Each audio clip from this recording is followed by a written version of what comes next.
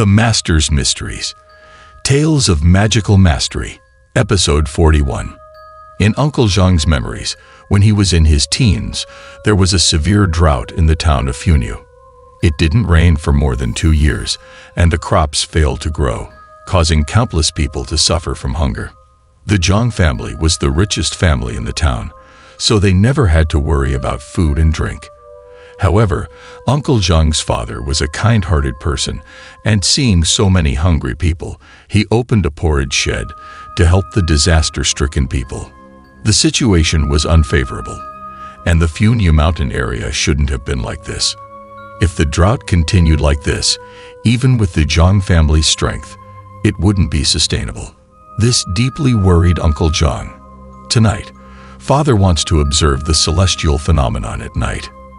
Come, let's go back.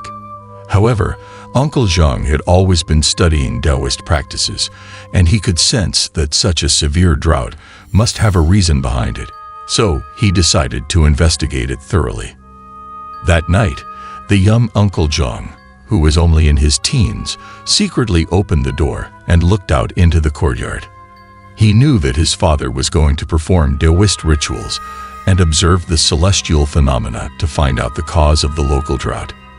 Let me explain here that the Zhang family is the descendant of the disappeared godly race from 1,000 years ago. Uncle Zhang's father is the current patriarch, but due to the decline in their numbers, their lineage is the only one left of the godly race. Moreover, the knowledge of Taoist practices has also been scarce in their lineage. Though they couldn't possess the profound magical abilities like their ancestors, they could still perform rituals and open the heavenly eye to observe certain things. After Uncle Zhang opened his heavenly eye and looked up at the stars, he was astonished. It turned out that the disaster star was prominent, showing signs of a menacing black aura rising to the sky. This indicated that a severe drought demon, known as Huanba, was causing the continuous drought. Heavenly blessing, if Father doesn't come back. As a descendant of the godly race, Uncle Zhang had always abided by their ancestral teachings, protecting the land and its people. Faced with this crisis, he couldn't just stand by. However, this journey was extremely dangerous, and the only thing he worried about was his own son, Zhang Tianfu. Remember to go to the Iron Bull Sex Tianji to seek guidance. At that time, young Zhang didn't understand what his father meant. Why wouldn't his father come back? What was he supposed to do? And why did he have to find that eccentric old Taoist with a bull's nose? Without further explanation, his father raised the family's heirloom sword and soared over the high wall, quickly disappearing into the darkness of the night. Young Zhang, at such a tender age, discovered for the first time that his father was an extraordinary person, capable of soaring through the skies like the immortals in stories. Leaving young Zhang astonished, let's focus on the elder Zhang. Following the observations of celestial phenomena, he arrived at the half-cliff of the South Mountain. Looking down, he indeed saw a surge of ominous energy rising from beneath a large stone. Elder Zhang knew that this seemingly ordinary boulder likely concealed something important beneath it. Although the boulder was massive, he wielded an ancient divine sword in his hand. With a swift gesture, he unleashed countless icy rays of light from the sword and struck the boulder with force. The divine sword was truly remarkable, as the sturdy boulder was instantly split in two and rolled away to both sides. Upon closer inspection of the sword, its edge remained undamaged, gleaming with cold light. This demonstrated that the divine weapon required a strong master, proving that Elder Zhang was no ordinary person. With the boulder split open, the ominous energy surged, revealing the pitch-black square-shaped deep hole below, with stone steps leading further down. Holding his breath, step by step, Elder Zhang descended the stairs slowly. Before long, he reached the end of the steps and discovered an enormous stone-built ancient tomb. When he observed the inside of the tomb, he was even more astonished. It turned out that the lid of the coffin in the tomb had been pushed open and lay beside it. A massive black figure was faintly visible amidst the dense, ominous energy. As the ominous energy gradually weakened, Elder Zhang focused his gaze and found a corpse sitting inside the large coffin, with a huge python behind it. The corpse and the python were connected by several flesh-eating insects, tightly attached to each other. Looking at the corpse, it was a plump individual with red glints flickering in its eyes. The flesh-eating insects were reviving it, continuously absorbing the essence from the python. Upon seeing this corpse, Elder Zhang immediately recalled the legend of an extremely cruel official who appeared in this area 300 years ago. He was known for consuming human flesh and blood, practicing dark arts. Later, he disappeared during the people's uprising. Could this be the corpse demon? While Elder Zhang was pondering, the corpse demon sensed the presence of a living person. Its eyes emitted a strong red light, and its mouth, filled with sharp fangs, let out a strange howl towards him. In response, all the revived flesh-eating insects on the corpse turned their heads towards the direction where Elder Zhang was standing, like a group of green snakes. Before Elder Zhang could react, several flesh-eating insects had already shot towards him. He realized that if he got bitten by these insects, his vital essence would be drained, leading to his demise. However, Elder Zhang was not an ordinary person. He steadied his mind and swiftly moved his body, using his sword to cut the approaching flesh-eating insects into 2 pieces. Despite his efforts, the number of flesh-eating insects seemed endless. Just as he cut down some of them, more would emerge from the corpse demon. Facing the almost formed giant web of flesh-eating insects, Elder Zhang focused all his energy, unleashing his ancestral sword techniques to the extreme. His divine sword flew up and down, striking with all his might. He managed to cut down another wave of flesh-eating insects, gradually gaining an advantage. However, Elder Zhang knew that the root of the problem was the corpse demon. He continued cutting down the insects while rushing towards the corpse demon inside the massive coffin. After slicing through the insects that blocked his path, he could deliver the final blow, a direct strike to the heart of the corpse demon, to rid the area of this evil. Just at that moment, while airborne, Elder Zhang suddenly noticed a flash of red light in the eyes of the python behind the corpse demon. In the next instant, the massive python opened its blood-filled mouth wide and lunged at him, emitting a strong putrid odor. However, Elder Zhang reacted swiftly. He exerted force from his waist, turning his body mid-air, avoiding the python's attack. As Elder Zhang prepared to deliver a sword strike to sever the python's head, he suddenly noticed a flesh-eating insect emerging from the back of the corpse demon's head, directly piercing into the python's 7-inch area. He realized that the python had lost its consciousness and was being controlled by the corpse demon. This meant that the python might not have had any intention of harming people and was merely manipulated by someone. Elder Zhang adjusted his sword's trajectory, not aiming for the snake's head, but instead targeting the flesh-eating insect at the back of the corpse demon's head. The strike was incredibly precise, severing the flesh-eating insect without harming the python. The connection between the corpse demon and the python was severed. Perhaps due to losing the python's sustenance, the corpse demon's body softened, collapsing onto the giant coffin. The python, however, raised its head high, appearing to be in distress. Elder Zhang didn't have time to think too much about it. Assuming the corpse demon was already dead, he wanted to find something to ignite and burn the corpse demon, eliminating the source of the ominous energy. However, before he could think further, a sharp pain surged from his back. Elder Zhang then saw a blood-red flesh-eating insect directly piercing into his back. How could this be? The flesh-eating insects on the corpse demon had already been severed, and it was supposed to be dead. He transferred the sword to his left hand and tried to pick off the flesh-eating insect with his other hand. However, the flesh-eating insect sensed the danger and quickly dodged away. It dawned on Elder Zhang that the corpse demon might have already attained a certain level of Taoist cultivation. The flesh-eating insect, now with a simple form of consciousness, resurrected the middle insect. However, it was too late for him to realize this as he blacked out and collapsed to the ground. Being well aware of the potent corpse poison carried by the middle insect, Elder Zhang tried to force himself to sit up. He noticed that the corpse demon had climbed out of the giant coffin and was approaching him step by step. Suddenly, the corpse demon let out a roar, and the middle insect shot towards Elder Zhang like a venomous snake. At this point, he was too weak to resist and resigned himself to death, feeling regretful for not having mastered his skills well enough to rid the people of this evil. Just as he closed his eyes in despair, preparing for death, to his astonishment, nothing happened. Struggling to stay conscious, Elder Zhang opened his eyes and saw a massive body blocking the flesh-eating insect before him. He couldn't believe it. The one protecting him was the enormous python.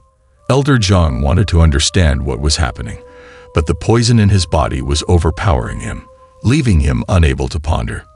In his final moments, he faintly saw the python and the corpse demon engage in a battle. Eventually, it seemed like the python emerged victorious, swallowing the corpse demon whole, and then turned to face him. Finally, everything went black before him, and he knew nothing more. The Master's Mysteries, Tales of Magical Mastery, Episode 42. When Elder Zhang regained consciousness, he saw two drooping arms. It took him a while to realize that those arms belonged to him, and he was currently suspended in the air. "It's you who saved me." It turned out the enormous python had carried him out of the tomb. After walking a distance, it gently placed him next to a large stone. "Thank you." Elder Zhang expressed his gratitude. "No need to thank me. You also saved me." The cool night breeze brought some clarity back to Elder Zhang. "Hurry and focus your mind to expel the corpse poison.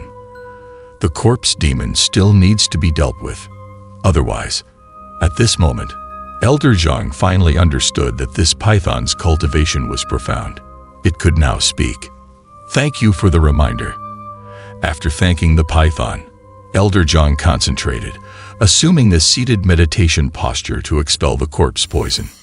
It took a whole hour for the corpse poison to be forced out of his body. During this process, the python remained at his side, guarding him. Seeing Elder Zhang gradually recovering his strength, the python informed him that the corpse demon's body was still inside the tomb. Since the corpse demon had consumed too many people during its lifetime, its malevolence was severe, so the python didn't swallow it. The python dragged the corpse demon out of the ancient tomb, and then, using some dry branches, set the corpse demon ablaze, reducing it to ashes. "With the corpse demon gone, thank you for saving me. I should return to." Before the python could finish its sentence, the sky overhead became overcast, and soon strong winds blew, carrying moisture in the air. "I will do my best." "Of course you can. Friend, can I ask you for one favor?" After a while, the long-awaited rain finally started to fall, bringing relief to the people. "The corpse poison has penetrated my bones, although it's been expelled from my body. My body has suffered severe damage. I'm afraid I won't live much longer." After the night, the man and the python had a sense of regret for not having met earlier. During their pleasant conversation, Elder Zhang made a request to the python. However, the corpse Kai in this place has not completely dispersed and will likely become a problem in the future. Elder Zhang realized that although the corpse demon was gone, the lingering corpse key could still pose a threat to the people in the area.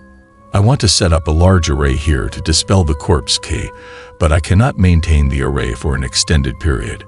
Elder Zhang wanted to establish a protective formation to disperse the corpse key, but it required someone to guard it. Unfortunately, he feared he wouldn't be able to hold on for too long. "So I'm wondering if I can ask you, friend, to do it. Stay behind and guard the formation." Although it was a demanding request right from their first meeting, it was for the sake of the people, so Elder Zhang spoke up. "How long do I need to guard it?" "All right, I will do it." The python respected Elder Zhang's character and although it wanted to return to the Leo North, it agreed to stay. When my son grows up, he will come to take over from you. I have foreseen that my son, Tianfu, has a profound destiny. He will become a great hero, saving the people from danger. The python still remembered, to this day, the tender and loving look Elder Zhang had when speaking about his son, carrying endless expectations and pride. After that, my father built a grand mansion here and set up the formation. But my father, not long after, he passed away. At this point, the python observed tears filling Elder Zhang's eyes, choking on words that couldn't be expressed. Your father always believed that you would come for me, but I've been waiting for a long time. Tears streamed down Zhang Dao's face as he spoke. He? No. My father. He was mistaken. Zhang Dao realized that his father sacrificed himself to protect the people of the region. Throughout his life, his father had taught and guided him, but never forced him to do anything. Zhang Dao had never known that his father had such great expectations for him. His son is not destined to be a great hero. Zhang Dao couldn't help but feel remorseful for not living up to his father's teachings. He thought about all he had done in these years and felt like a complete failure. I'm just a prodigal son, a complete scoundrel. Zhang Dao's self-loathing turned into a loud roar, followed by uncontrollable weeping. He was immersed in endless self-blame. The heavenly master and the python didn't stop him. They allowed him to release his emotions. Father, I'm sorry. I've tarnished your name. After the outburst, Zhang Dao sobbed and mourned his father's memory, burdened by guilt. Now that you've come, the corpse key has dissipated. I should leave too. After an indeterminate time of crying, Zhang Dao heard the python's voice again. But I feel that your father wasn't wrong. Who says a prodigal son can't become a great hero? The python's words interrupted Zhang Dao's weeping. He looked at his hands, wondering if he could ever fulfill his father's expectations. Farewell, both of you, until we meet again. The moon had set, and the python seemed eager to return to its homeland in the north. It bid farewell and prepared to leave. Take care, friend. Suddenly, thick fog rose, and the python's figure disappeared into the mist. By the moonlight, the two men saw the python seemingly riding the clouds and flying through the sky, gradually vanishing from sight. I didn't expect it, but he's actually showing signs of transformation into a dragon. Zhang Dao's experiences that night seemed like something out of a supernatural tale. His mind couldn't fully grasp it all, but the heavenly master noticed that the python was about to ascend and become a dragon, which explained its urgency to return to the northeast immortal mountain. Tianfu, if you still want to sell this mansion, I won't stop you. After bidding farewell to the python, the heavenly master turned to ask Tianfu about his future plans. If you don't want to sell, then come back to the Taoist temple with me. The course of one's life depends on their own choices, and their decisions are subject to fate. The heavenly master didn't want to force Tianfu. I was wrong. Please take me as your disciple. By this time, Zhang Dao had deeply regretted his actions. He no longer wanted to live the reckless life he had before. He had made up his mind to become the heavenly master's disciple, unwilling to follow you and learn the Tao on the mountain. All right. Then I'll give you a new name. From now on, you'll be called Dao Ling. Zhang Tianfu was renamed Dao Ling, and he began his journey of learning Tao under the heavenly master at the Iron Bull sect. Thank you, master. However, with such a grand name, few people knew it. At least, Liao Fengyi had always called him Old Broken Taoist. Of course, as the saying goes, it's easy to change the throne, but it's hard to change one's nature.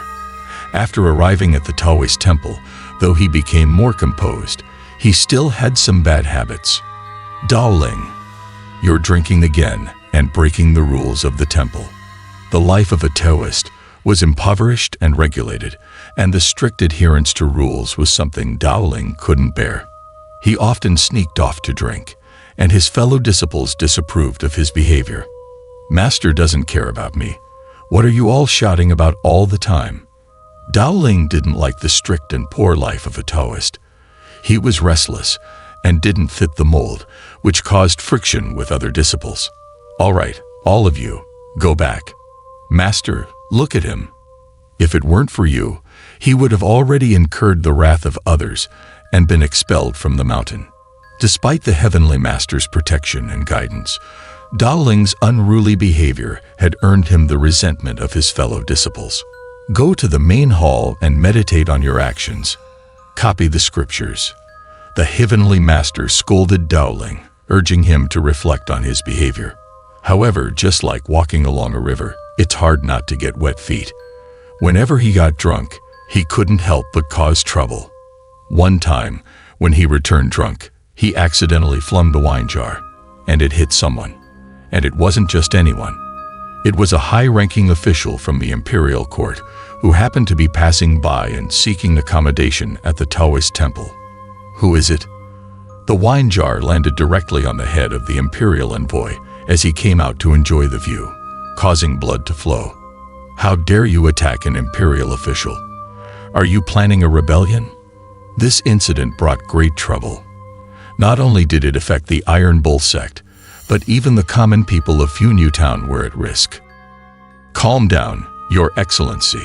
My disciple was drunk, and he didn't intend to throw the jar. The Heavenly Master tried to explain and defend Dowling. Hemph, you want to defend him. Luckily, the Heavenly Master's reputation saved the situation. He promised to help the imperial envoy predict his future and compensated with all the sect's savings to appease him. Although the matter was resolved, the consequences of Dowling's actions were too severe. Even with the Heavenly Master's protection, he couldn't stay at the sect anymore. Helplessly, he had to leave and wander the rivers and lakes. I'll take my leave now. The story of Dowling's past ends here. As for how he later subdues the ancient fire monster and unintentionally becomes the true god of Fu Town, we'll tell that later. Kid, take care of yourself. Liao brother, you must come back to see us. No matter where you go, Fu Town will always have your brothers. Liao Fenghe bid farewell to the Heavenly Master and Xiao Xia before setting off for the north. Old Dao, Xiao Xia, take care. I'll definitely come back. Although Liao Fenghe had only known them for a short time, they had experienced life and death together, leaving him with mixed emotions upon parting. Liao brother, have a safe journey. Kid, be careful. Although they had spent a short time together, Liao Fenghe and Dowling had gone through life and death experiences, and they parted with heartfelt emotions. Liao brother, may the wind be at your back. Kid, take care. As they bid farewell, they knew that they would meet again in the future, as there is a saying in the martial world, green hills won't change, and clear waters run deep. With a final farewell from Old Dao and Xiao Xia, Liao Fenghe embarked on his journey to the north. He and Hu were about to start a new chapter of their adventure in the northeast Immortal Mountain. The Master's Mysteries, Tales of Magical Mastery, Episode 43. After the complete eradication of the Bai Qian sect, Liao Fenghe embarked on his new journey, heading to the first stop in the northern desert of Liaodong, Shanhaiguan. It is said that Shanhaiguan was the last pass between the Central Plains and the northern desert during the late Ming Dynasty, and it was also the last major town on the way north. Due to the continuous invasions of northern nomadic tribes, there were frequent incidents of burning, killing, and looting outside the pass, causing the death, departure, and escape of countless civilians. 9 out of 10 villages were left empty. As the saying goes, there is no human settlement for hundreds of miles beyond Shanhaiguan, but within the pass, thanks to the tightly closed city gates of the imperial court, the whole town remained relatively stable. During those years, the common people truly suffered amidst the storms of the court, where corrupt officials held power and harsh taxes and levies increased every year, making the people's lives unbearable. Many believed that the court might not last much longer. Outside the pass, there were also external enemies watching eagerly, and one could never be sure when they might break through the defenses and ignite war. Although the situation was turbulent and uncertain, the common people still had to carry on with their lives. The change of dynasties was not something they could control. In this town, the residents' lives were relatively peaceful, and the streets were bustling with prosperity, filled with the constant cries of hawkers and peddlers. As for Liao Fengyi, it took him nearly a month of early departures and late arrivals to reach Shanhaiguan, and he had spent all of his money. Ah, if only I had taken more money from Daodie. Ahu, are you hungry too? Just endure it. Let's wait until we are outside the pass tomorrow. In the mountains and forests, we wouldn't worry about hunger since we could catch fish and hunt, but right now we need to leave the town. And that has delayed us. Now, I'm really hungry from head to toe. You, where did you get this pancake from? Feeling hungry in the first place wasn't a good feeling, but suddenly, he heard some munching sounds beside him. He turned his head and found Ahu had somehow managed to find a pancake and was happily nibbling on it. Just as Liao Fengyi was about to exchange a few words with Ahu, he suddenly noticed that 3 guys in the alley below seemed to have malicious intentions. What do you want? At that moment, at the other end of the street, a chubby old man was walking by. He seemed to have had a few drinks, swaying slightly as he walked, humming a tune. Little did he know that the 3 men from the opposite side had blocked his way. This road is mine. This tree is planted by me. If you want to pass, leave money on the road. The old man was momentarily stunned. He saw that these 3 men were burly and muscular, with tough faces, and they were singing folk songs. Some unclear words, possibly meant to signify threats from the 3 men. No, this money is for my old lady's treatment. The old man saw that they were bandits and probably got frightened. He immediately covered the cloth bag on his waist. There goes his money. What are you waiting for? Rob him. Oh, we found a fat sheep. The 3 bandits heard the old man's words, and their eyes immediately lit up. Old man, hand over the money quickly. Be cooperative, or we'll make things difficult for you. Delighted, they put on a fierce expression and approached the old man menacingly. Cut off his hand and grab the money. Hurry, or else we'll disassemble your ribs. The old man, who had never experienced such a situation, was frightened to the point where his legs went weak, and he was lifted into the air like a little chicken. Ah, you're quite stubborn, huh? Second brother, go ahead. But even when being controlled, the old man clutched his wallet tightly. Seeing this, Liao Fengyi quickly jumped down from the rooftop. You 3 bullying an old man, who do you think you are? Have you no shame? Who are you? What does it have to do with you, you little brat? Get lost, or we'll teach you a lesson too. Hey, dare to talk back.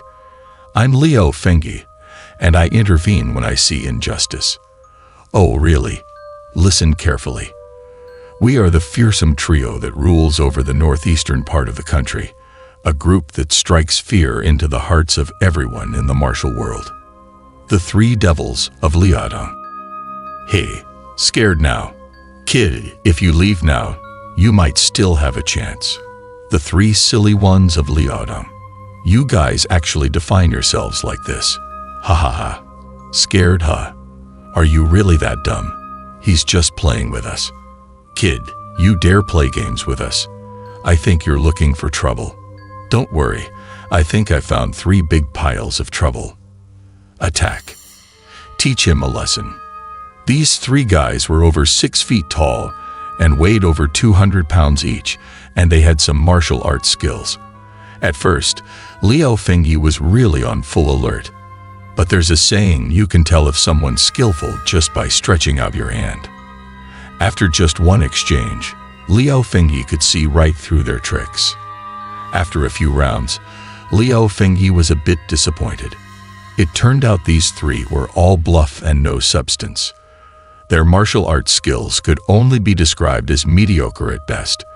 Even the broken old Dao's skills were several times better than theirs.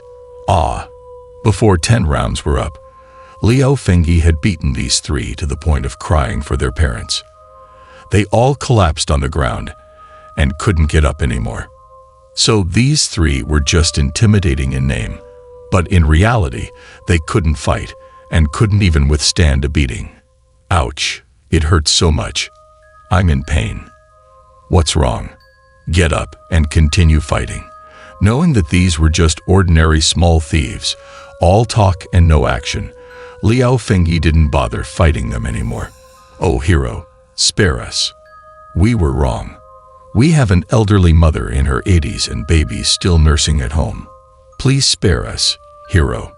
We won't dare to do any evil deeds again. We won't. Really? All right then. Remember your promise. Don't let me catch you doing evil again, or take care of yourselves. I'm leaving.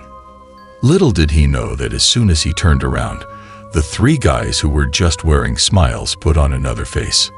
But this sneaky attack from behind might work against ordinary people, but for Liao Fengyi, oh no, oh my. In no time, the sounds of miserable screams were heard one after another. Even the old man who was robbed couldn't help but feel sorry for the 3 fools. Just by listening to those screams, you could tell what kind of fate awaited those 3. It's all right. It's all right. Grandpa, are you okay?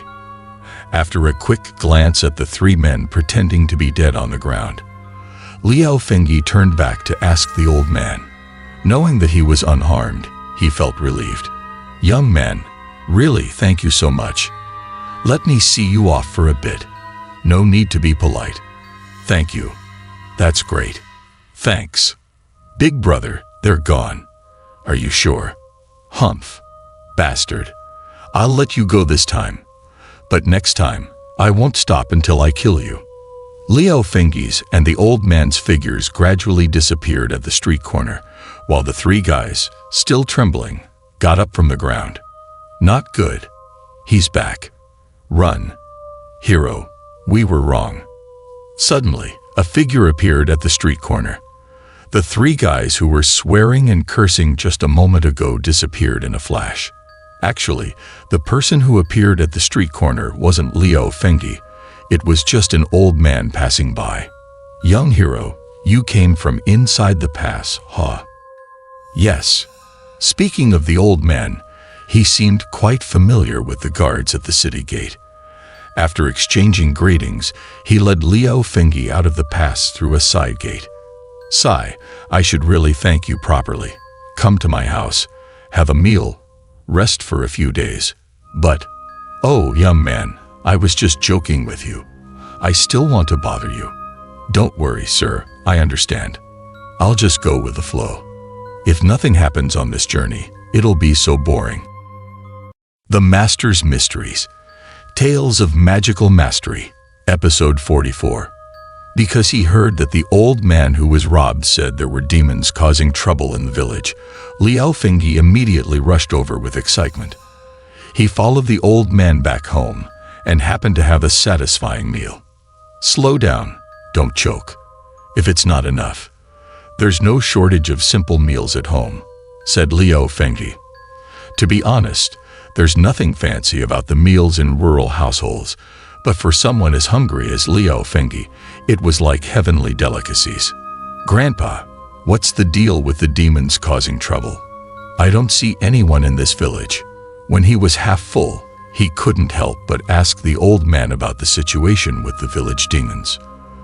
This incident has been going on in the village for almost half a year now, sighed the old man, his face darkening as he tapped the rice bowl with his chopsticks. He then began to explain the whole story to Liao Fengyi. The village where the old man lived was called Bishan village. It was a small village, but the fertile land provided a relatively good life for the people. The trouble with the demons started about half a year ago, when a man named Da Kui, who specialized in selling mountain goods, came back to the village late at night after selling some animal hides in the market. As he approached his house, he suddenly heard a noise on the wall. He instinctively looked up. To his surprise, there was a yellowish creature on the wall, holding a dead hen in its mouth. At first, he thought it was a yellow cat, but upon closer inspection, he realized those glowing green eyes belonged to a yellow weasel. "Damn it! You stole chickens and even came to my house. Get ready for a fight." Duque was a reckless person, and seeing his hen taken away by this creature made him furious. He took out a short knife and threw it at the yellow weasel. Coincidentally, or maybe accurately, the knife's blade cut the weasel's neck, and blood spurted out. With its neck severed, the yellow weasel and the dead hen fell from the wall. Looking at the dead hen, Duque's anger surged again, and he kicked the yellow weasel away. Duque picked up the dead hen and went back home, unaware that he had just triggered a huge disaster. When he told his wife about the incident, she scolded him severely. Everyone in the rural Northeast knew about the peculiarities of the yellow weasel. It was cunning and held grudges.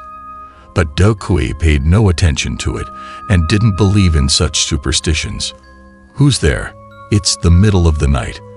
Soon after he laid down on the kang, he fell asleep. But just as he was dozing off, he was awakened by urgent knocking on the door. "I'm coming. I'm coming. Stop knocking." What's the bad news? It was already late at night, and Duque wondered who could it be disturbing him at this hour. But he also worried that someone might be in trouble, so he got up in a daze and opened the door. However, when he opened the door, he found no one outside. While Duque was puzzled, he caught a glimpse of something yellow moving under his eyelids. What is this? He looked down and saw a yellow weasel lying at the doorstep, with its green bean-like eyes glinting malevolently, staring at him. To his surprise, the creature had a long wound on its neck. Wasn't this the same one he killed tonight? But how could it still be alive? Duque couldn't help but break into a cold sweat. Before he could figure out what was happening, the yellow weasel had already pounced and viciously bit on Duque's throat. Duque lost consciousness without even making a sound. "Husband, what's wrong?" Duque's wife was in the house and heard the commotion. Realizing something was amiss, she quickly got up and called out to Duque. "What are you doing, husband?" No matter how she called out, Duque didn't respond. He rushed out of the door at an astonishing speed and disappeared in no time. "Husband, husband." Duque's wife was frightened and didn't care about the late hour. She ran out onto the street and shouted for him. He even angered the yellow weasel. "What should we do now? Everyone, please help." Since the village was small and the villagers knew each other well, they couldn't ignore the situation, especially considering that Duque had good relationships with everyone despite his reckless behavior. "Let's go, search in that direction." The group split up and began searching around the village. Why would the yellow weasel cause such trouble? It's so eerie. Two of them were discussing the situation as they walked. They had been searching for a while, but hadn't found any trace of Duque. Unknowingly, they ended up near the village's mountain temple. "Look, isn't that Duque over there?" Although it was late at night, the moonlight illuminated the scene. They soon made a discovery. "Let's go and take a look." As they approached, they saw Duque lying on the ground near the mountain temple. He seemed to be aware of their presence, trembling as he stood up. His struggle to get up appeared strange and awkward, as if his body wasn't his own. As he managed to stand up, they noticed that Duque's face was covered in blood. His mouth was twisted into a creepy smile, and his eyes seemed hollow. Something's not right with him. It's like he's possessed by the yellow weasel. Both of them grew up in the village and were familiar with such matters. They realized that Duque might have been cursed. He's been possessed by the yellow weasel. What's wrong with him? The resemblance between Duque and the yellow weasel was becoming more apparent. Moreover, Duque's body now assumed a strange posture, and his eyes were eerily fixed on them. "Oh no, run!" Before they could process what was happening, Dakui lunged at them with incredible speed and strength. It was too late for them to escape. As they turned to run, Dakui's speed was too fast. He quickly tackled both of them to the ground. Soon, they felt intense pain on their backs, and everything went black as they lost consciousness. Dakui hasn't returned yet. The others in the village searched for a while but couldn't find Dakui. They regrouped at Dakui's house only to realize that 2 more people were missing. Uncle 4. They've returned. The discussion was in full swing when they heard footsteps at the village entrance. The 3 people they were searching for had returned. Why are there still yellow weasels? However, the way the 3 men walked was extremely peculiar. Moreover, the villagers noticed that there were 3 more yellow weasels ahead of them, their eyes glowing strangely, as if leading the 3 men behind them. As they got closer, the villagers' hearts skipped a beat. The appearance of these 3 people was exceptionally eerie. Oh no, they have all been mesmerized by the yellow weasels. Seeing this, the villagers immediately understood that these 3 people were under the influence of the yellow weasels. Before anyone could react, the 3 individuals had already rushed towards the crowd with their teeth and claws bared. The situation became chaotic, and while the villagers knew that these people were under the control of the yellow weasels, they were hesitant to use force. However, the 3 affected individuals didn't hold back and attacked fiercely. Soon, more than a dozen people were injured to varying degrees. The turmoil wreaked havoc in this small village. The sounds of screams and wails filled the air. Amidst the chaos, the crowing of a rooster suddenly sounded. Looking up, they noticed that it was nearly dawn. Unnoticed by the villagers, the 3 yellow weasels controlling the individuals were now perched on the eaves of a house. As they heard the rooster crow, they swiftly ran away. With the departure of the yellow weasels, the 3 individuals abruptly convulsed, then all fainted. As the day broke, the 3 people gradually regained their senses. The village was now in a state of chaos, and the situation was dire. This night had taken a toll on the villagers. Not only did they lose sleep, but many also suffered injuries. Yet little did they know that the situation was far from over. As night fell again, a strong demonic wind swept through the entire village. Countless yellow weasels roamed the village, their eerie eyes gleaming with a malevolent light, creating an intimidating atmosphere. Soon, the villagers who were injured the previous night were also mesmerized by the yellow weasels and wandered around the village. Whenever they encountered people, they attacked, and those who were bitten and scratched by them soon fell under the control of the yellow weasels as well. This once peaceful mountain village had turned into a living hell. No one dared to stay there any longer, and within a few days, all the villagers had evacuated. The village became a true ghost village. The Master's Mysteries. Tales of Magical Mastery, Episode 45. No wonder this village is deserted, Grandpa. Why don't you leave? Aren't you afraid? When there's no one left here. Liao Fengyi finished a meal and also heard about the commotion in the village caused by the yellow demon. I'm just an old man, and on top of that, my wife is bedridden. Those yellow demons haven't come to trouble me. I have this strange illness and can't get out of bed. I can't abandon her either, but when asked why he stayed while everyone else in the village ran away, the old man sighed deeply and looked toward the inner room. At this moment, Liao Fengyi noticed that there was an old lady in the inner room, paralyzed and unconscious. In such a situation, the old man's unwavering dedication impressed Liao Fengyi, and he couldn't help but feel a fondness for the old man. What are you planning to do? Go to subdue the demons. After eating your food, I can't just sit idle. With his belly full, Liao Fengyi stood up and tidied himself up neatly. The previous Taoist who tried to subdue the demons failed. You can't go. The demons are ferocious. Has anyone tried to subdue them? As soon as Liao Fengyi mentioned that he wanted to go out and fight the yellow demons, the old man got scared. He quickly stood up and blocked Liao Feng's way. During the worst time before, there was a Taoist who came. Hearing the old man's anxious explanation, Liao Fenghe learned that there had been someone who tried to come and deal with the demons before. Everyone, don't panic. When the yellow demons were causing havoc in the village, the villagers invited a shaman to handle the situation. However, after he wandered around the village, he claimed he couldn't handle it and left.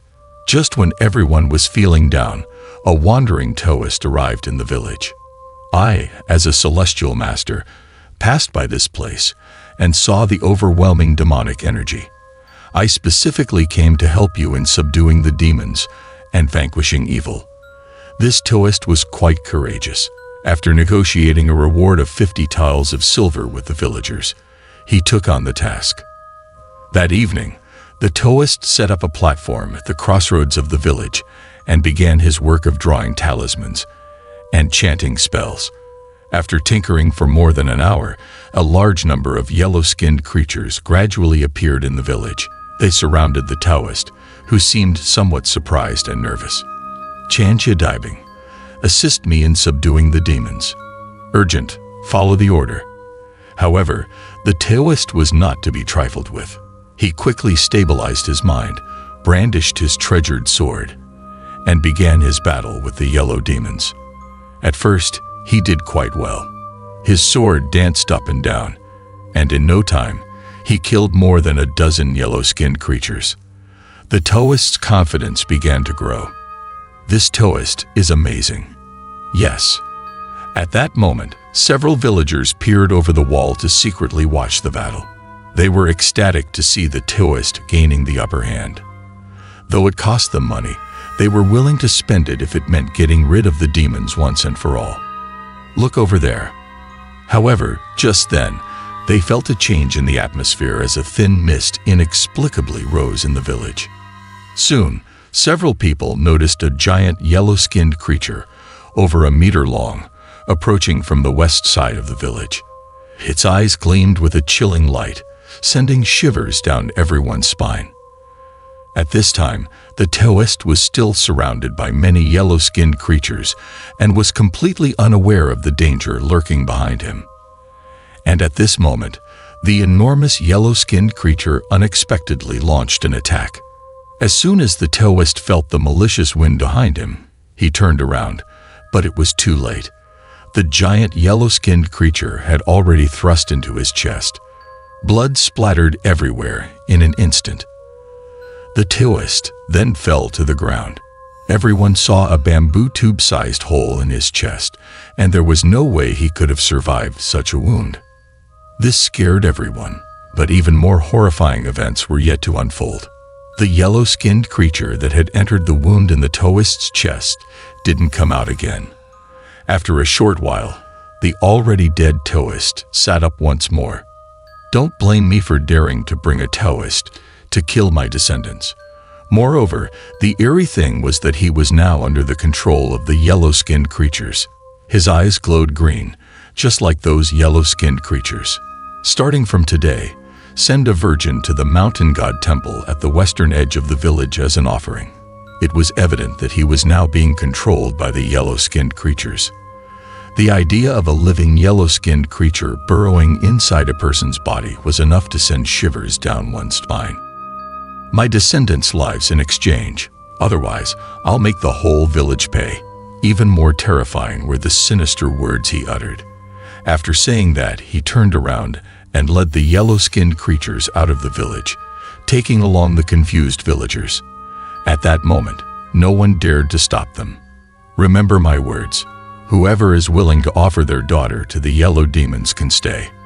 But the villagers couldn't afford to provoke them, so they hastily moved away from the village. The mountain god temple, which was now occupied by the yellow-skinned creatures controlled by the Taoist, had become their lair, and it seemed like they planned to stay there for a long time. Since then, the mountain god temple became a terrifying place where outsiders dared not enter. However, did these monsters really have the audacity to eat people openly? The answer was unexpectedly yes, but for some reason, these yellow demons never harmed the old men in the village. Once, an old man from the village was returning through the mountain path. Just as he passed by the vicinity of the mountain god temple, he witnessed an extremely horrifying scene. He saw two burly men controlled by the yellow-skinned creatures carrying a young girl, whom he didn't recognize, towards the mountain god temple. The girl appeared to be around 16 or 17 years old. Considering what the yellow-skinned creature had said when leaving, one could easily guess the fate that awaited the girl. The old man summoned his courage several times, wanting to rush out and rescue the girl. But despite his efforts, he couldn't take a step forward. He helplessly watched as the girl was carried into the mountain god temple. They have started eating people, and with their level of cultivation, you will only be courting death if you go there. Then I must go and slay this monster. Don't worry, I will definitely get rid of this evil creature. I know, you're worried about me. Rest assured, I won't let this monster get the better of me. Please be careful not to get into trouble. Otherwise, it will be a great sin for me. Let him go then. Seeing Liao Fengyi's agile movements, the old man felt somewhat reassured. Still, he couldn't help but worry that he might overreach and face danger. While the old man was lost in his thoughts, he heard a voice coming from the inner room. There was only his wife in the inner room. Could it be her talking? But his wife had been paralyzed and bedridden for over a year now. How was that possible? Put the old man aside for now. The current state of the mountain god temple was guarded heavily by many yellow-skinned creatures patrolling back and forth. The place was eerie, and no animals dared to come near. However, tonight, there was an unfortunate incident. A rat, with a tuft of red fur on its head, wandered around the temple's entrance like it was strolling through a vegetable market. The two yellow-skinned creatures guarding the entrance immediately got angry and screeched, pouncing at the rat. And so, this rat and the two yellow-skinned creatures made a ruckus at the entrance of the mountain god temple. Ahu didn't want to fight and quickly darted into the small grove in front of the temple. At this moment, Liao Fengyi was crouched on a big tree. He had noticed the tight security around the mountain god temple and deliberately sent Ahu out to distract the guards. However, just as he was about to jump down, he frowned. Not only were there guards around the mountain god temple, but there were also sentries on the rooftops. It seemed impossible to approach without alerting them. Time was pressing, and if he didn't act quickly, the yellow-skinned creature he had led away would soon return. Liao Fengyi was getting anxious when suddenly he noticed something from the corner of his eye. It was a large wasp nest hanging from a tree branch. Seeing this, an idea struck Liao Fengyi's mind. Meanwhile, the two yellow-skinned creatures on the rooftop were vigilantly scanning their surroundings with their small eyes glowing green. Suddenly, there was a loud noise from behind as a roof tile shattered. When they turned around to look, they saw a large wasp nest split open.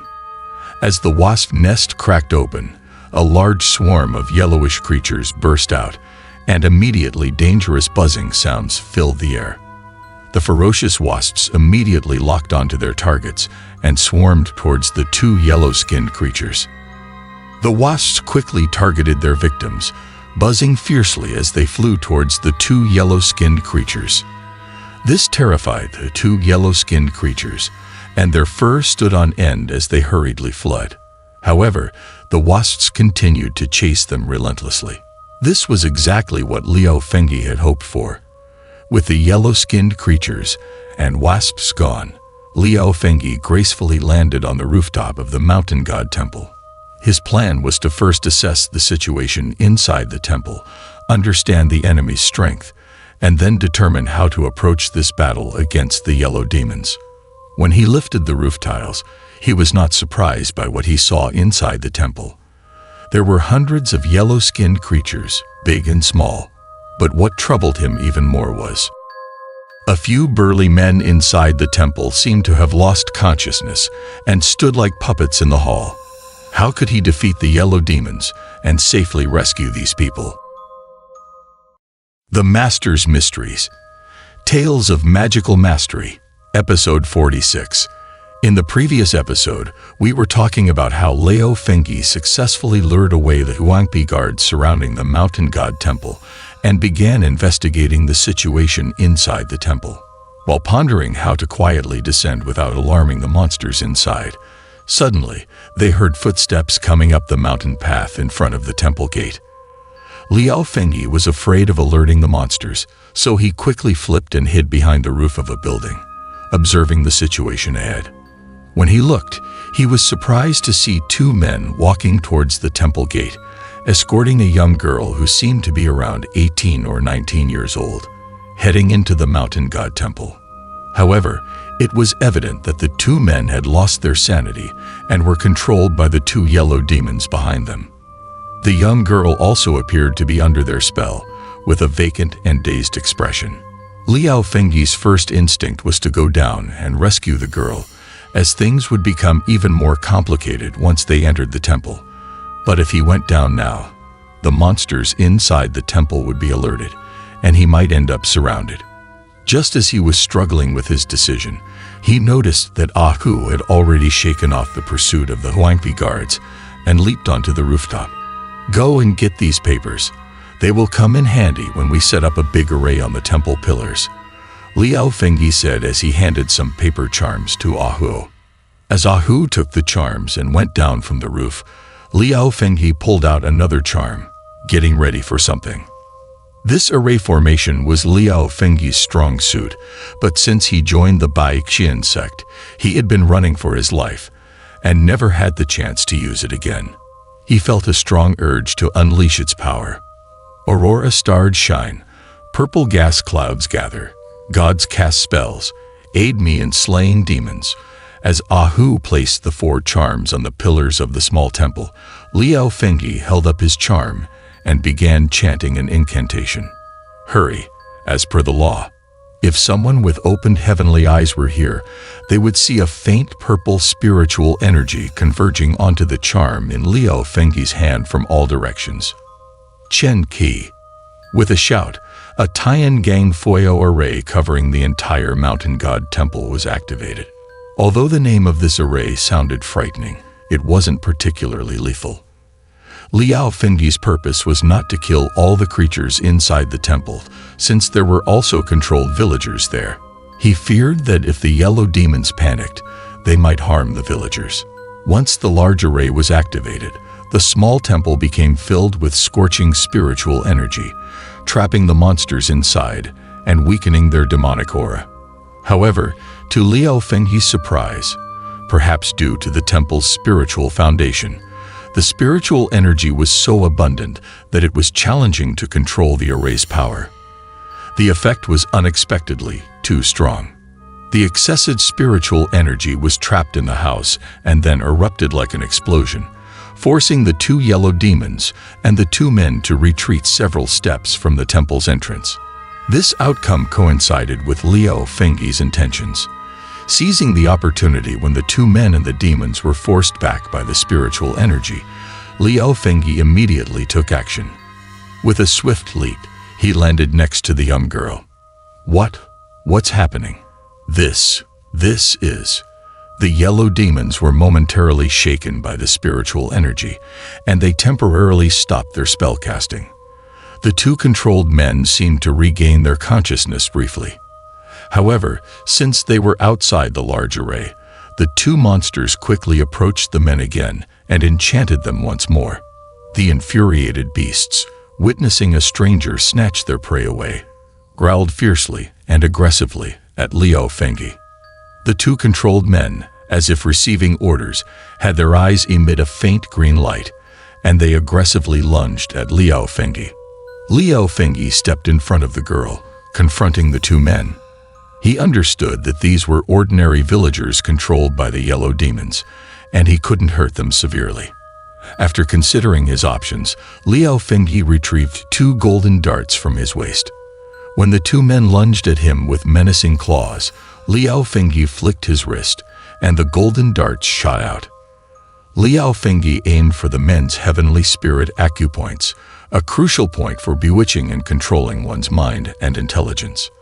The men's scalps were immediately cut open, and blood started oozing out. They abruptly halted their attack and trembled oddly. Their bodies softened and they collapsed to the ground. At the same time, the yellow demons, who had been hiding behind the men, were also writhing in pain. Severing their intelligence forcefully had caused serious injuries to the two demons, and they soon fell to the ground as well. Who dares to use such an array?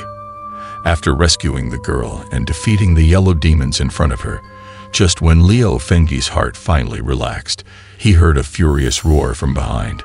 Liao Fengyi worried that something might attack from behind, so he quickly turned around and shielded the girl in front of him. The action might have appeared somewhat intimate, but given the circumstances, there was no time to think about such things. Liao Fengyi's attention was fully drawn to the several figures emerging from the temple. Who gave you the audacity to use this demon-slaying array in Liaodong? By breaking through the array so quickly, Liao Fengyi had to acknowledge the strength of the monsters within the temple. I'll make you regret it. As the mist dissipated, Liao Fengyi saw a disfigured, mage-like figure coming out of the temple. Remembering what happened earlier, he realized that this must be the mage who was killed and controlled by the old yellow demon, daring to break the rules. The angry voice made Liao Fengyi suddenly recall his master's words. In Liaodong's sacred land of immortals, practitioners were all animals like tigers, yellow weasels, white weasels, and lying weasels. Then I'll have no qualms about killing you. Some array formations involving the suppression and harm of animal practitioners were strictly prohibited. By indulging in his whims and breaking the rules, Liao Fengyi had indeed given this person a valid reason to be upset. Monstrous fiend. Killing so many people, aren't you afraid of retribution? However, since this monstrous fiend had already resorted to killing, abandoning the righteous path, what rules could one expect him to follow? Descending into wickedness, yet expecting others to uphold rules with you. Liao Fengyi couldn't help but feel contemptuous towards this evil being. You're from Manmao, aren't you? How dare you act so recklessly in Liaodong? Let me teach you a lesson, you arrogant youngster. At this point, engaging in verbal sparring had lost its meaning, especially since the old yellow demon had already decided to attack. Kill him. With a loud roar, the old demon commanded the controlled men to attack. The villagers, under the demon's control, howled and lunged at Liao Fengyi. Liao Fengyi was getting anxious, not because he was afraid. He could handle them alone, and if needed, he could run. But now he had to protect the unconscious girl, and he couldn't fight with full force since he was facing ordinary villagers under the demon's control. He had no choice but to use one arm to hold the girl close to his armpit. It was an awkward action, but under the current circumstances, it was unavoidable. Luckily, the girl was not conscious, sparing him from more embarrassment. Without time for further consideration, the men were already upon him. So Liao Fengyi had no option but to throw a punch. However, these men were controlled by the yellow demon and felt no pain. They would get back up immediately after being knocked down and continue their attacks.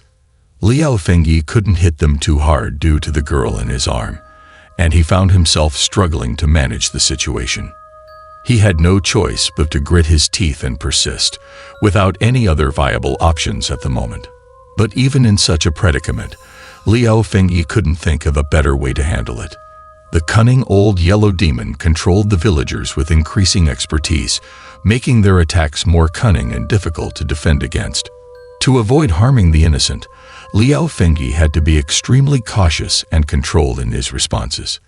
Squeak! The old yellow demon, seeing that he couldn't hurt Liao Fengyi, let out a few squeaks, indicating his irritation. As soon as the sound faded, Liao Fengyi felt a sharp pain in his shoulder. Turning his head, he saw that a yellow demon had attacked him from behind. Juggling multiple threats simultaneously, Liao Fengyi had left an opening, and the cunning yellow demon took advantage of it, tearing a piece of flesh from his shoulder with one bite. Shaking off the yellow demon, Liao Fengyi assessed the situation before him. It was grim. Not only did he have to deal with the controlled men, but there were also hundreds of yellow demons now on the battlefield. Slowly, they formed a large net, trapping him in the middle.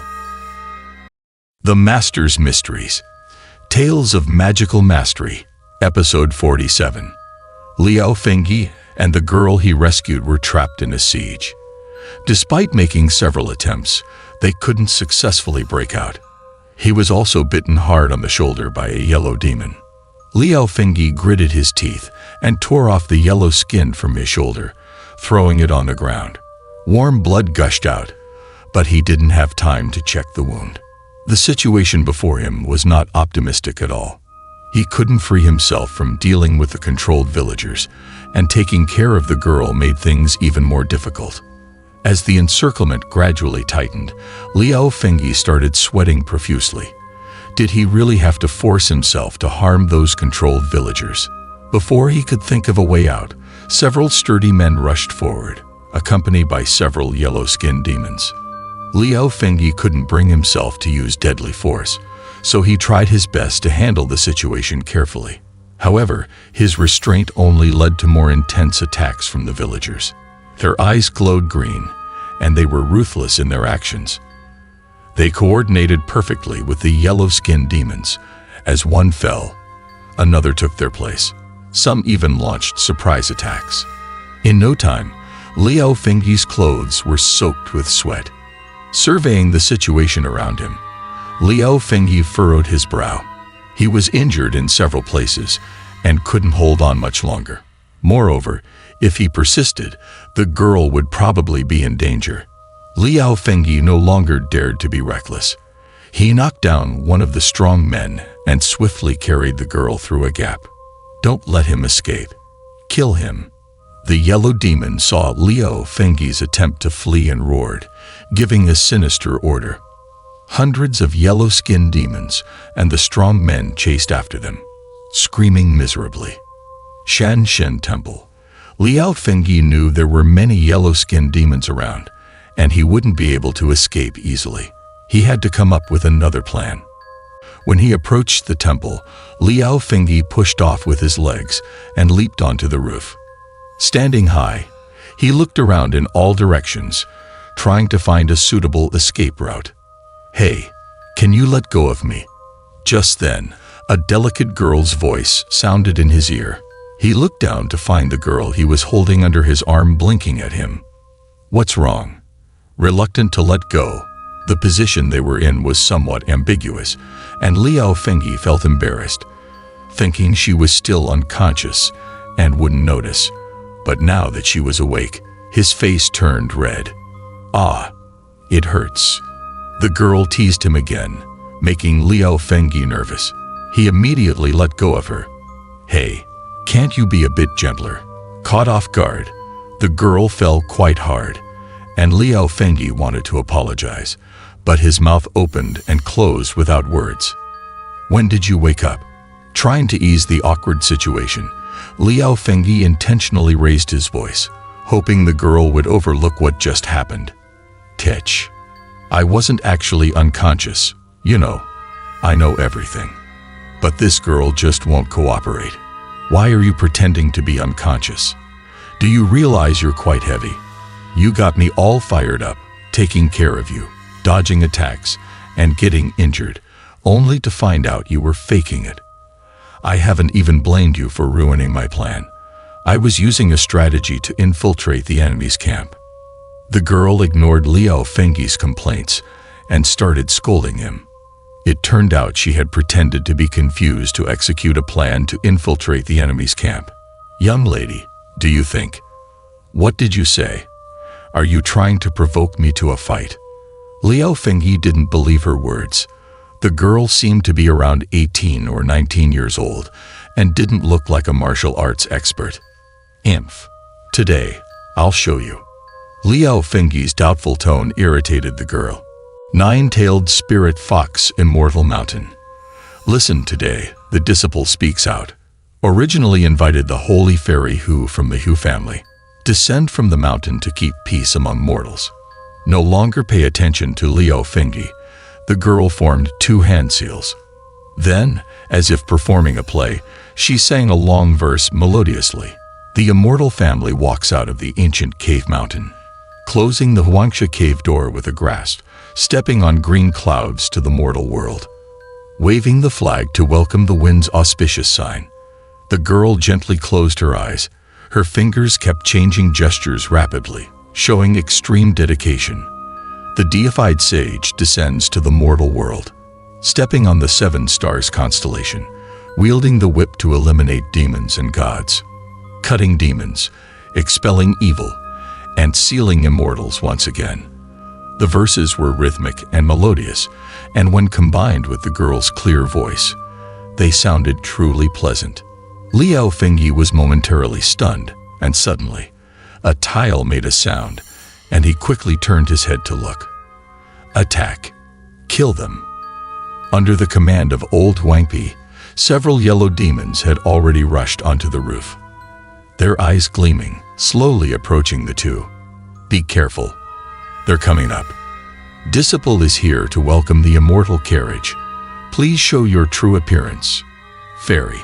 Despite this, the girl continued to sing, and Liao Fengyi didn't want to disturb her.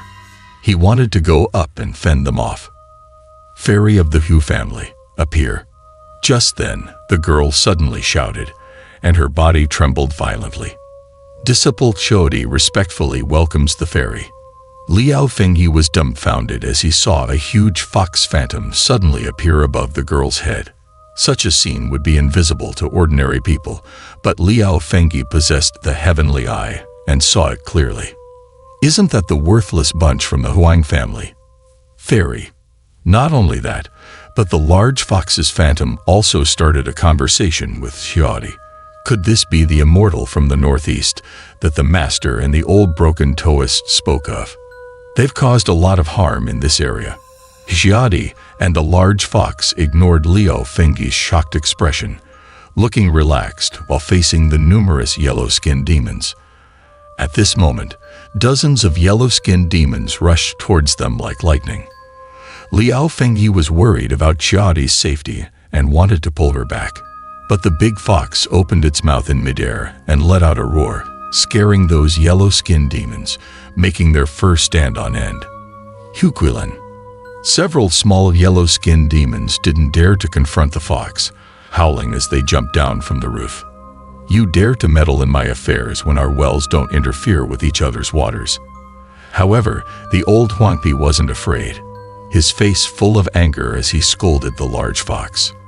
Yellow Lao Sai, your matters are none of my concern. Despite the fierce scolding, the large fox remained indifferent, its face showing no sign of caring. I have my own people to deal with you. However, his eyes were filled with contempt. Don't give me that nonsense.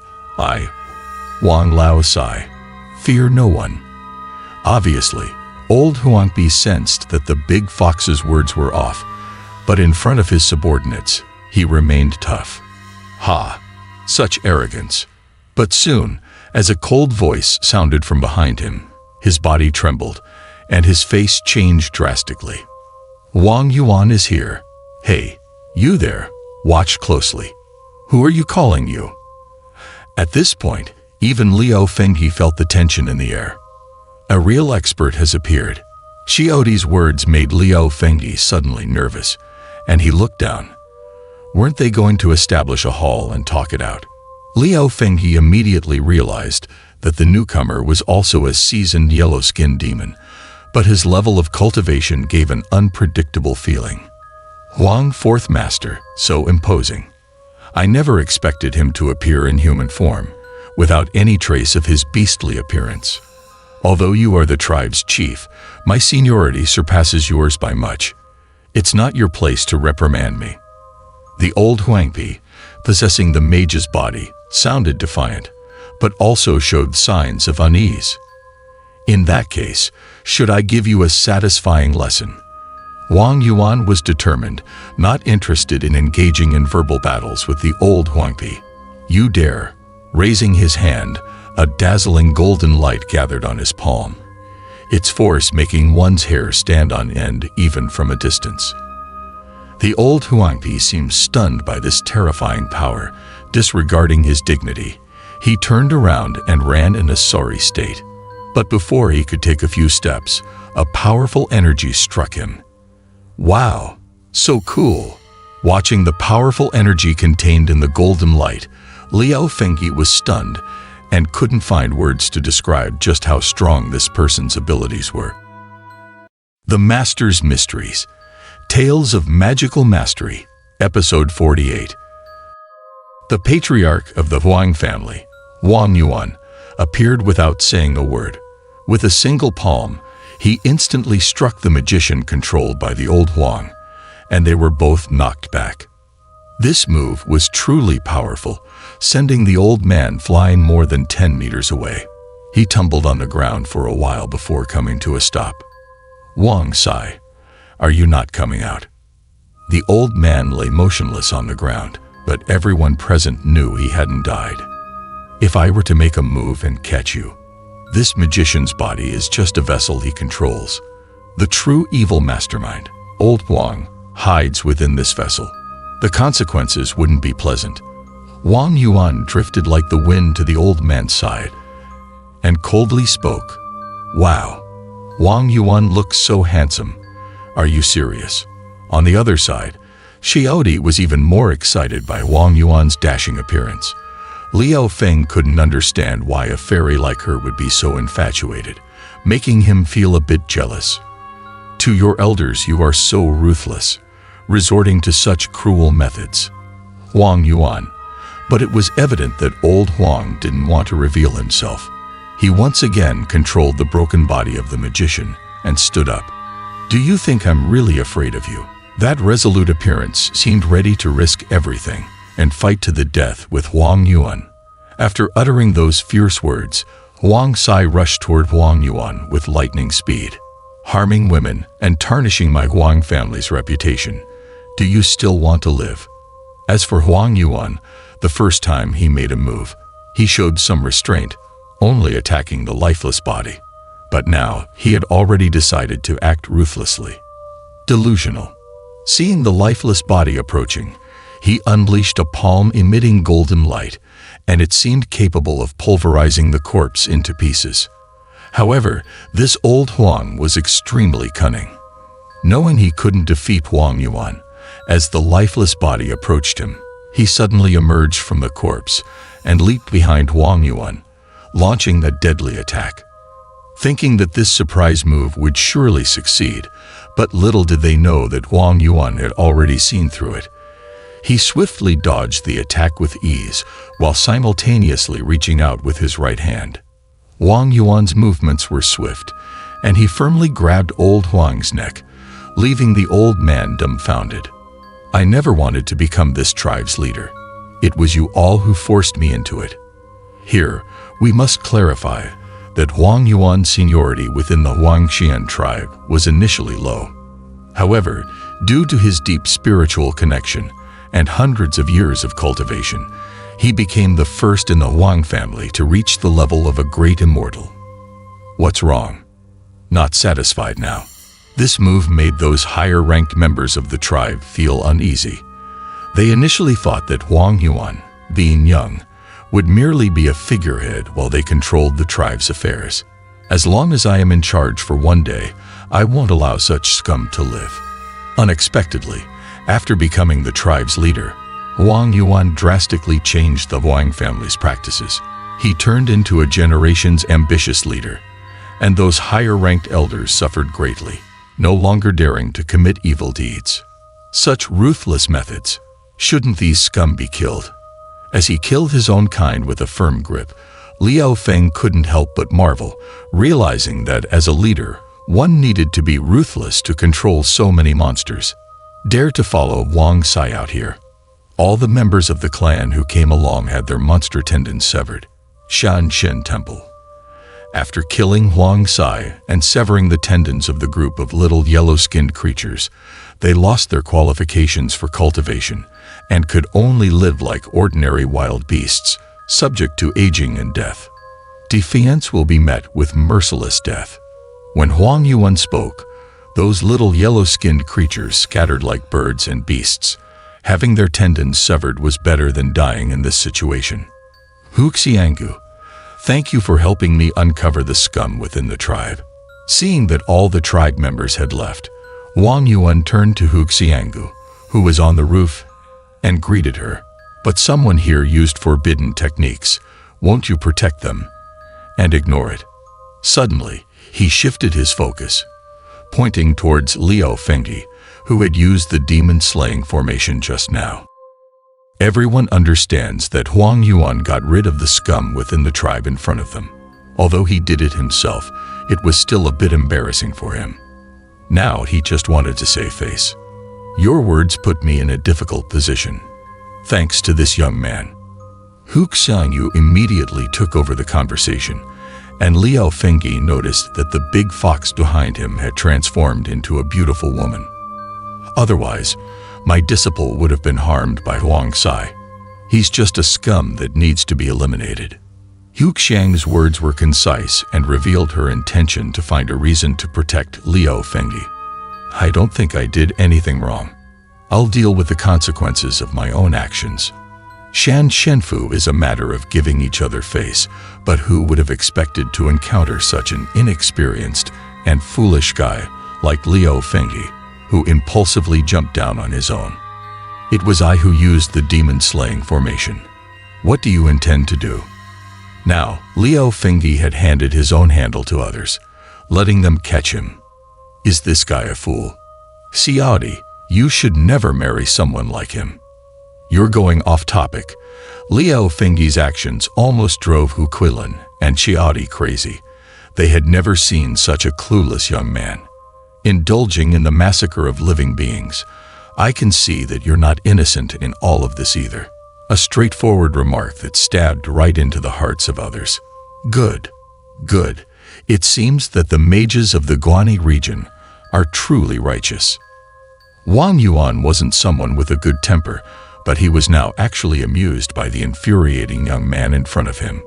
So, are you going to get rid of me too? His words were filled with gunpowder. Now, neither of them was willing to back down, and the situation became tense. A fierce battle was about to erupt. Aunt Lan, are you just going to watch? It won't be good if they really start fighting. But Xiaodi on the roof knew Wang Yuan's strength, and Liao Fengyi was no match for him. She couldn't just watch him suffer, so she sought help from Huxiang. Wang Yuan, don't you want to restore the reputation of the Huang family? Indeed, the Huang family is composed of virtuous immortals. If this gets out, people will say that you condone the killing and harming of innocent beings and even killed fellow mages to silence them. How would other immortal families react? You're so handsome, you must understand what's right. So the two of them joined forces to pressure Huang Yuan, subjecting him to moral coercion. Liao Fengyi didn't catch on, but Wang Yuan's expression darkened. All right, I won't pursue it this time. After pondering for a moment, Wang Yuan withdrew the killing intent he had unleashed. However, kid, in Liaodong, don't let me catch you using forbidden techniques a second time. Otherwise, I will definitely kill you. Hu Quilin. See you next time. After leaving behind these fierce words, they disappeared from sight. He had originally thought they could have a good fight to demonstrate that he wasn't one of those being deliberately protected. But now, what was this situation? Tsk, how arrogant. You should say less. Especially after hearing Wang Yuan's words before leaving, Liao Fengyi felt even more uncomfortable. Could it be that Wang Yuan wanted him to be submissive? Just a monster with some cultivation. Nothing special. Feeling uncomfortable, Liao Fengyi's words slipped out without passing through his brain. Aunt Lan, don't be angry. He didn't mean it that way. Xiaodi, I'll leave now. Hearing Hu Quilin's cold voice from behind, Liao Fengyi suddenly realized something. That Fox aunt, I didn't mean to. Shut up. His attempt to explain only led to further confusion. Do you know that immortal families are sensitive to being referred to as animals? I didn't know. Hearing Xiaodi's angry shout, Liao Fengyi finally understood. The 5 great immortal families were known as Hu, Huang, Bai, Liu, and Hui. One reason was to avoid being associated with animals, and the other was that once they gained immortal consciousness, they transcended the animal realm. So being referred to as such was impolite. Forget it. I can't be bothered with you, fool. Now we have to send them back. After being scolded by Xiaodi, Liao Fengyi didn't dare to talk back. But luckily, Xiaodi soon changed the subject. Ow, it hurts. When Xiaodi mentioned it, Liao Fengyi remembered that there were still several villagers here. You saved us. These villagers, controlled by the yellow demon, had no sense of pain. Now that the yellow skin was gone, they suddenly felt intense pain, moaning and groaning on the ground. Brothers, the yellow skin has run away. You are safe now. Go back and drink some wormwood water to dispel the evil. Xiaodi seemed to be more experienced in dealing with cases of wild immortals possessing people. She carefully advised the villagers on what to do after returning home. Like this, after resting for a while, the group of people supported each other and headed down the mountain towards the village. Have you finished scouting? Put aside their matters for now. There are still 3 figures poking their heads out in the village. When they were descending the mountain, 3 people suddenly appeared in the village. Perfect. Only one household left in the village, and that old woman seems wealthy. Great. Let's go in through the back door. Rush in and plunder. Oh, it's so thrilling. Taking advantage of the darkness, the 3 of them began their actions. The Master's Mysteries, Tales of Magical Mastery, Episode 49. Let's talk about this old man, squatting at his own doorstep, smoking a dry pipe. He was feeling anxious, thinking about that young man named Leo who said he was going to subdue demons, but he hasn't come back yet. I hope nothing unexpected happened. While the old man was worrying, suddenly there came a series of knocks on the door. It made him very happy because he was the only household in the village, and the person knocking on the door must be that young man coming back. Finally, you're back. I was so worried. The old man rushed over to open the courtyard gate, but his expression changed instantly because there were 3 people standing at the door. To pass through here, you need my permission. This mountain is under my control. Don't utter a single word. Leave your money behind as toll. This tree was planted by me. I decide who lives and who dies. Immediately after, the familiar mountain song rang in his ears. Old man, quickly hand over all your money, or we'll force you to do it. It's you again. The 3 mountain bandits who robbed him in town had somehow ended up here. Hand over the money. Hurry up. Why is it you again? Didn't expect to have repeat customers. It's the same guy from last time. Tonight, you get an 80% discount. That fat old man. Who do you think we are? Doing business. At this moment, the 3 guys also noticed that the old man in front of them looked familiar. Seems like they had met before. This time that young man won't be here to protect you. Hand over the money now.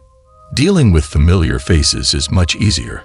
After all, he had gone through this once before. So let's do it again.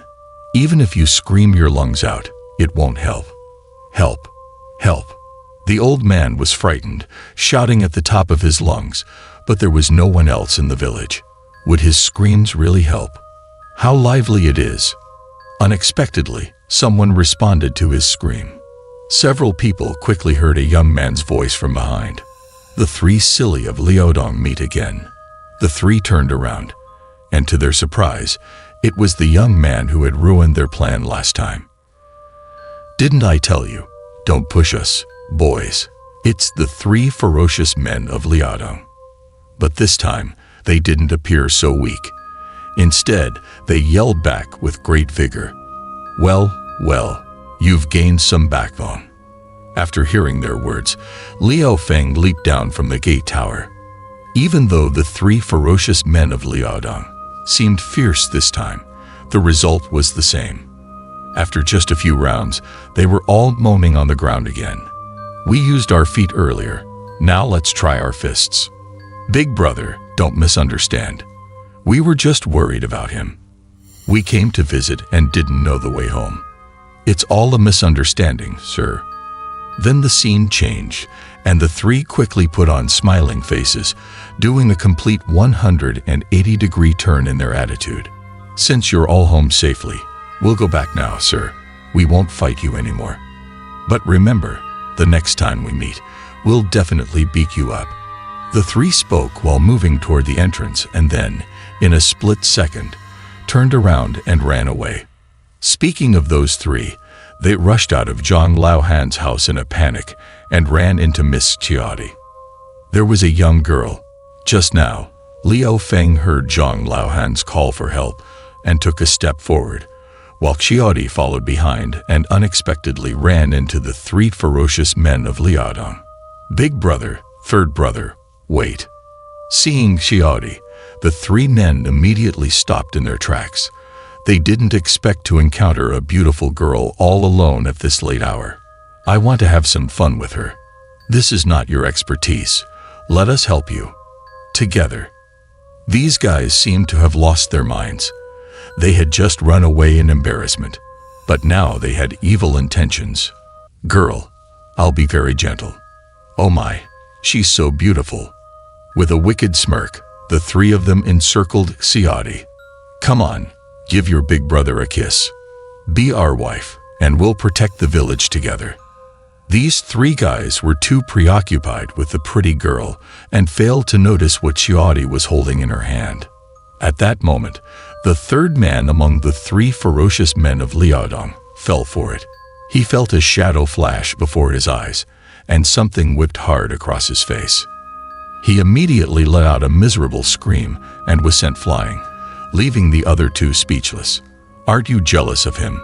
Only then did the two realize that the delicate girl in front of them was holding a whip that moved like a serpent. At this point, they finally understood, but it was too late. They saw a blur, and two slaps echoed through the air. Their faces were burning with pain. In no time, Qiadi's whip was flying up and down, and the screams of the three men grew increasingly desperate. When Qiadi finally stopped, the three men's bodies were covered in swollen, bloody marks. Do we want to continue playing this whip game? What are you saying, miss? We are all respectable gentlemen. Please don't insult our character. Qiadi, are you okay? Meanwhile, Liu Feng, worried about Qiadi's safety, had rushed out to meet her. To his surprise, he ran into the three ferocious men of Liaodong, and his sudden appearance frightened them. I was so scared, if you were a moment later. However, what surprised them even more was the scene unfolding behind him. The violent girl who had looked like a female devil just a moment ago was now shivering and whimpering. How dare you act like heroes? It's really not what you think. You bastards. Nothing worse than pigs and dogs. The sight before them was utterly inexplicable. Being beaten up again, they realized that they must never mess with women. They were just too terrifying. A girl outside should know some martial arts, or it's too dangerous. Thanks to you, we believed. She really was a female devil. I thought you just came back. You came back and left again. Turns out it was to pick up your bride. Leaving the three ferocious men of Liaodong aside, let's return to Liu Feng and Qiadi in Zhang Laohan's house. Please don't misunderstand, she's not my bride. They really are a perfect match. As Zhang Laohan uttered these words, both young faces turned beet red. Thanks to Qiadi, the yellow demon has been eliminated. However, when Qiadi's gaze swept towards the interior of the house, her expression changed. She seemed to have detected some special aura. Mr. Zhang, the person inside is. Carefully observing for a moment, Qiadi discovered that the aura came from inside the house. Her attention was then drawn to the person lying on the couch. That's my wife. She's been sick for over a year and hasn't woken up. Upon Qiadi's inquiry, Zhang Laohan sighed and briefly explained his wife's condition. She's not sick. After observing for a while, Xiaodi's lips curved up. What? You can cure her. But I can heal her, Mrs. Zhang. Upon saying this, Xiaodi expressed her ability to cure Zhang's wife, leaving Zhang Laohan overjoyed. Sir, please bring me 3 incense sticks and 3 chicken eggs. Sure, we have them at home. Since the things Xiaodi requested were readily available at home, Zhang Laohan quickly prepared them. Miss, these are not for Mrs. Zhang. They are offerings for the immortals. In response to Zhang Laohan's question, Xiaodi explained busily. Immortals. However, when the word immortal left Xiaodi's mouth, both Liao Fengyi and Zhang Laohan were left dumbfounded. Yes, the immortals. As soon as Xiaodi finished speaking, she pulled a silver needle from her sleeve and pricked the old lady's temple. Xiaodi's method proved effective. As soon as she withdrew the silver needle, the old lady suddenly opened her eyes. She's not Mrs. Zhang. Old lady, are you all right? Following this, the old lady immediately sat up, leaving Zhang Laohan wide-eyed with surprise. After all, this was a patient who had been lying on the Kang for over a year. I am immortal Bai Lingji from the Bai family. Indeed, just as Xiaodi had said, the old lady rose from the Kang with ease and then spoke. However, her voice didn't sound like Zhang's wife. From now on, when you need my help, silently recite my name in your heart, and I will come. Right after mentioning the words immortal, Liao Fengyi and Zhang Laohan were left dumbfounded. Sure, which immortal wouldn't endure some hardship? I'll help her, and she will be all right. Xiaodi explained as she took out a silver needle from her sleeve again and inserted it towards the old lady's temple. Xiaodi's method worked like magic. As soon as she withdrew the silver needle, the old lady opened her eyes wide. Old lady. When Immortal Bai left, the old lady's head immediately dropped, and she reverted to her original appearance as an ordinary rural old woman. Old man, I dreamt of Immortal Bai Lingji. Wife, you're awake. Following Immortal Bai's departure, the old lady spoke. This is wonderful. We never expected such fortune. They were overjoyed to have become acquaintances with an immortal, and that they had their troubles resolved. From now on, we will perform more good deeds for the immortals. Thank you, miss. You truly are our benefactor. Turning around, Zhang Laohan thanked Xiaodi with tears in his eyes, getting emotional as he spoke. This left Liao Fengyi, who was from the Central Plains, quite puzzled. It was unbelievable to see people being so happy after having a demonic possession. What about myself and Ahu? Liao Fengyi seemed to remember something suddenly. The Master's Mysteries, Tales of Magical Mastery, Episode 50. Wow, it's so delicious. Liao Fengyi and Xiaodi not only rescued the captured villagers, but also helped Zhang Laohan's unconscious old companion out of danger. Zhang's elderly couple couldn't repay enough, so the next day they prepared a table full of dishes for the two. Grandma's cooking skills were truly impressive. She made wild delicacies with the most authentic and delicious flavors. Uncle, Aunt, why don't you join us for the meal? You've eaten everything. There's nothing left for us. The three of them stared at Liao Fengyi, who had swept the table clean, and the 7 or 8 bowls of rice. Liao Fengyi also noticed the awkward atmosphere and scratched his head embarrassedly. At this moment, suddenly, a dark shadow rushed in from the door. After the shadow passed, the mountain chicken leg in Liao Fengyi's hand disappeared into thin air. Liao Fengyi didn't need to think to know that it must be Ahu, who hadn't shown up for a long time. As expected, he saw Ahu holding the chicken leg and happily gnawing on it in the corner. Come on, tell us where you were last night. Speaking of Ahu, he tried to secretly follow Wang Yuan last night, hoping to learn more about the ways of animal cultivation. Unexpectedly, he was spotted halfway, and it was a close call for him to come back. So you've been pretending all along. You're also offering incense to the immortals. This was the first time Xiaodi met Ahu, so she thought Liao Fengyi was also a member of the immortal world and asked about it. What immortal world? Ahu is my friend. Liao Fengyi, seeing Xiaodi's misunderstanding, hurriedly explained his relationship with Ahu, which surprised Xiaodi. In the Northeast, all practitioners will offer incense to these animal spirits as immortals. There are not many people like Liao Fengyi who befriend them. Xiaodi's gaze made Ahu feel a bit uneasy. Of course, Ahu is very clever. This gray immortal has already opened his celestial wisdom. Xiaodi could tell that Ahu was not just clever. According to Northeast traditions, he had already become an immortal. Since your relationship is good, then you can go and establish a shrine for him. But haven't you done it yet, Ahu? Xiaodi's proposal intrigued both Liao Fengyi and Ahu. After all, they came to Liaodong this time to learn more about these matters. I have no fixed abode, so I can't establish a shrine anywhere. Yeah, you're a penniless guy. That's indeed a problem. However, when they heard Xiaodi say that they needed to build a shrine, Liao Fengyi couldn't help feeling discouraged. It turns out that offering incense is not a simple matter. That's different. You can establish an incense-burning covenant, and you can communicate through divine awareness. According to tradition, one must have a Buddhist hall with corresponding immortal tablets and images to allow the immortals to reside.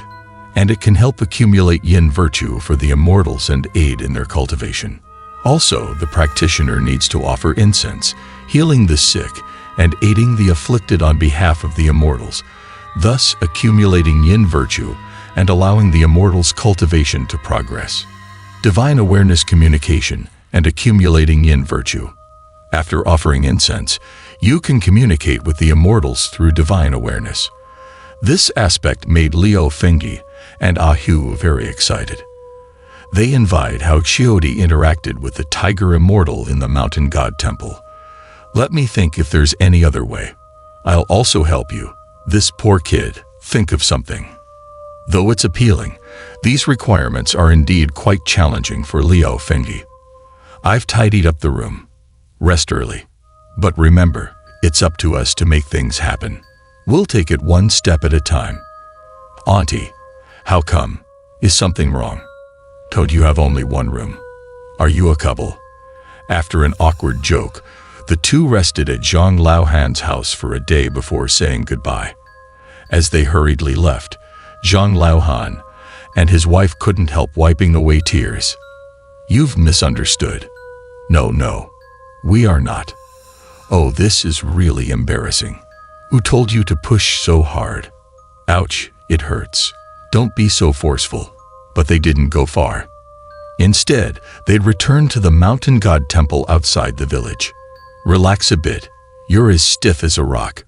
The needle is about to break. Liao Fengyi had been pondering over Xiaodi's suggestion of offering incense. After some thought, he came up with an idea he didn't expect. Will this work?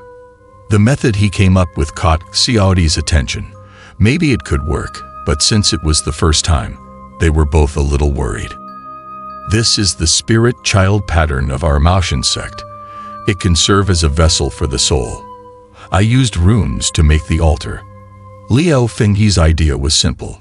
Instead of using the traditional tablets and images, he would use the spirit child pattern from the 12 zodiac patterns passed down by his master.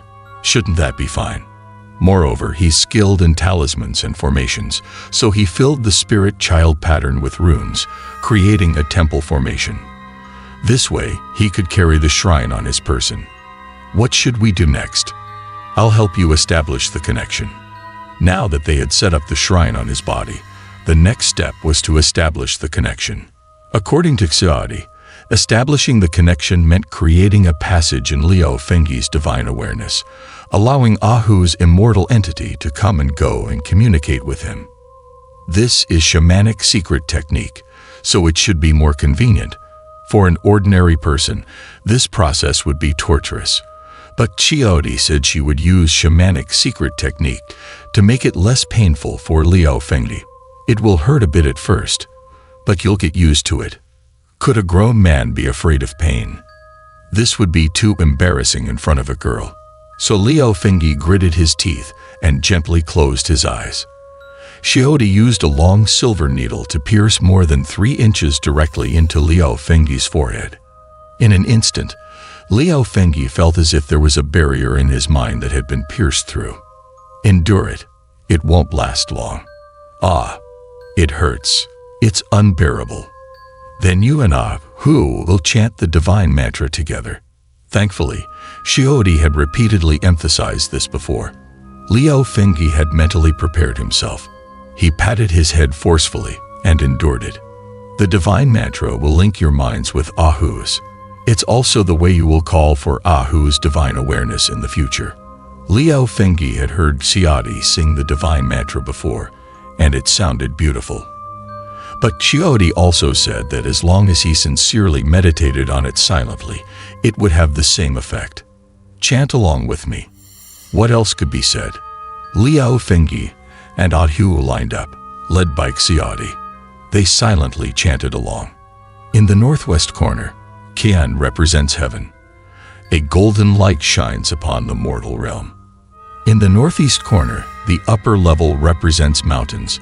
Life and death exist between yin and yang. In the north, Kun represents earth. Boundless water flows. A spiritual talisman calls upon the immortals. Yin and yang and the 5 elements revolve freely. The immortals are connected to my fate.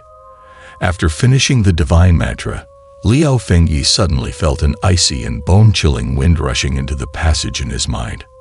Then, the entire world plunged into darkness. Suddenly, a light emerged from the darkness behind him, as if something was approaching. So Liao Fengyi quickly turned around to see. Hey, Fengyi. Upon looking, he saw a spirited young man behind him. The moment he saw Liao Fengyi, he was particularly enthusiastic, and Liao Fengyi felt a strong sense of familiarity. You're Hu. Yes. Liao Fengyi quickly realized that this must be Hu's immortal entity, as Xiaodi had mentioned. You look just like I imagined. Of course, our minds are connected. Liao Fengyi and Hu had known each other for more than a decade, but now they could actually communicate on a deeper level. This was truly amazing. I remember this as the dried well where we first met. Well, that was my cave dwelling. So you've opened your divine awareness. Sit down. Let's talk. Stop flattering. Don't be shy. Why don't you look more like me? For the first time, they used divine awareness to communicate, and they seemed to be unable to stop chatting. They felt there was so much to talk about. This guy. But this made Xiaodi a bit impatient. Calling won't work at this point. Xiaodi made a hand seal and tapped Liao Fengyi's spiritual bone, forcefully waking him up. Upon waking up, he experienced another intense headache. Liao Fengyi noticed that Hu's spirit seemed a bit listless. You idiot! You can't stay in the divine awareness for too long during your first time. It's tough on both you and Hu's soul. Oh, I understand now. After Xiaodi explained, Liao Fengyi realized that entering divine awareness was like a shared soul between them. Initially, it could be harsh on both parties and required gradual adaptation and cultivation. Hu, I'm sorry. It seemed that entering divine awareness was not as simple as breaking through a thin layer of paper. There was so much more for Liao Fengyi and Hu to explore and learn. In the future, I'll accumulate more yin virtue for you and seek some spiritual treasures to aid your cultivation. Having just established the covenant, Liao Fengyi and Hu were both excited. Xiaodi, thank you so much. Hey, where are you going next? It felt like they had just opened the door to a new world, and there was so much waiting for them to explore. I haven't decided yet. Then, how about coming with me for now?